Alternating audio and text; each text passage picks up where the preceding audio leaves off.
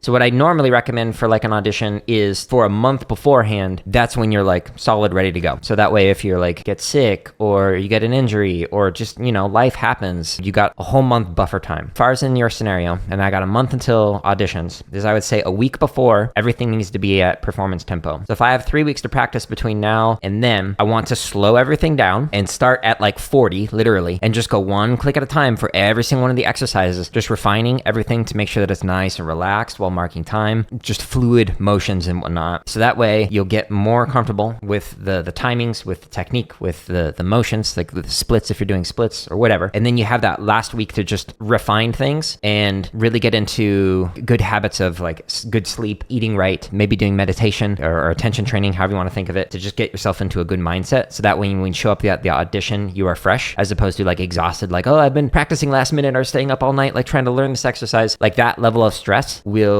lower your performance abilities. You can use the play-alongs that I've got, and that makes it so that you can like actually practice listening in. But if you can't use play-alongs, like if their exercises are way too different from the stuff that's on there, then just take a metronome, mark time to it, and just start super slow, like literally at 40, and just go one click at a time and try and figure out, okay, if my performance tempo is 160 and I'm going to start at 40, how many times do I need to practice this each day for the next 21 days, 3 weeks? Today I'm going to go from 40 to like 55, and then tomorrow I'm going to go from 55 to like 60, and just keep going up however many clicks you need to go in that like 3 week window. That way you have very manageable set of goals for that period of time. So it's like a realistic, oh, this is actually doable. This is not going to be completely overwhelming. Because when you may have heard me say like, hey, start at 40 beats a minute, you may have been like, what? How is that going to be enough time to be able to improve, blah, blah, blah, blah, blah. Set aside consistent amount of time each day and try not to let things impact that practice time. That is like your most important thing that you need to focus on. Be like, okay, every day from this chunk of time, I'm going to practice this thing, and I'm going to like put my cell phone on like silent mode and not let anything distract me, because the most important thing to do is to get your hands and your mind into the mindset of being able to do the audition at your best ability. You can find thousands more free drumming tips and exercises to improve your chops, limb independence, technique, and more in my YouTube channel's home tab, or neatly organized in the link at the top of the screen.